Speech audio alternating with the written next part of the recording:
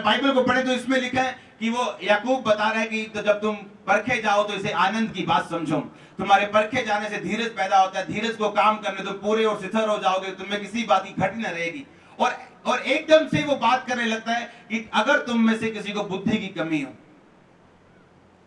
एकदम से ही वो बात करने लगता है बुद्धि की, जबकि वो बात किस चीज की कर रहा है? आत्मिक चीज की, हाँ या ना?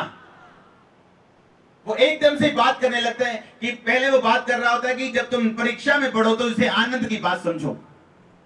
जब परमेश्वर तुम्हें परखे तो आनंद की बात समझो, क्योंकि परखे जाने से धीरज पैदा होता है। जब धीरज को अपना काम करने दो ताकि तुम पूरे हो जाओ, स्थिर हो जाओ, तुम में किसी बात की घटी ना रहे, हाँ या ना?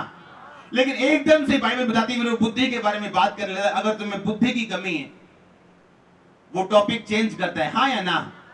पर बाइबल ऐसा नहीं बताती, ये टॉपिक चेंज नहीं हुआ, ये वही टॉपिक है, सेम।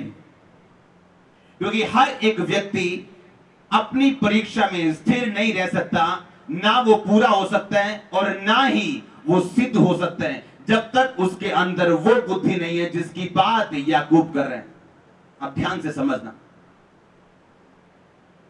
उसे लिखा जब तुम परीक्षा में पढ़ो तो इसे आनंद की बात समझो,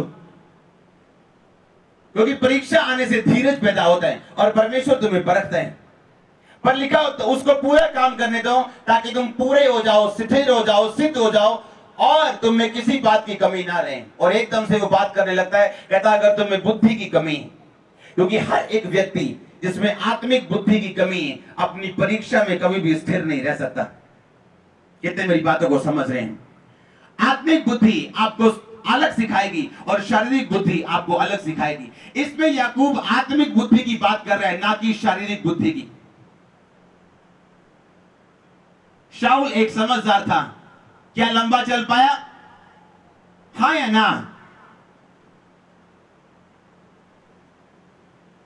दाऊद उससे कम योजनाएं बनाता था। कौन चला लंबा, शाऊल के दाऊद? सुलेमान के भाई उससे ज्यादा समझदार थे, पर राजा कौन बना? लंबा कौन चला? कारण क्या था? लेकिन अगर तेरे पास बुद्धि की कमी है, परमेश्वर का मुझसे मांग। नेहमिया की पुस्तक में लिखा, जब हम नेहमिया को पढ़ते हैं, नेहमिया 3 उसकी 13 आयत में लिखा, तराई के फाटक की मरम्मत हानून और जानोह के निवासियों ने की। उन्होंने उसको बनाया, ताले, बेड़े और पल्ले लगाए और 1000 हाथ की शहरपना को भी अर्थात कूड़ा फाटक तक बनाया। सब बोलो आमीन। जिसकी तराई का फाटक बना नहीं हुआ, उसके शहर की महिमा, उसकी जिंदगी की महिमा कभी बन नहीं सकती। इसको याद रखना आज। और उस तराई के फाटक यानी परीक्षा के फाटक से निकलने के लिए आपको हमेशा अगुओं की जरूरत पड़ती है। और बाइबल कहती है अगर तेरे पास बुद्धि की कमी है तो मांग, क्योंकि परमेश्वर बुद्धि के बिना तुझको कुछ नहीं दे सकता। कितने मेरी बातों को समझ रहे हैं? बाइबल बताती है कि नेहमिया के कारण वो तराई के फाटक को बनाने पाए, हाँ या ना? तराई का फाटक यानी अपनी परीक्षाओं से बाहर आना, और परीक्षा से बाहर इस तरह आना कि शैतान आपका नुकसान न करने पाए। और आप जब परीक्षा से बाहर आए, आपकी गवाही बनी होनी चाहिए।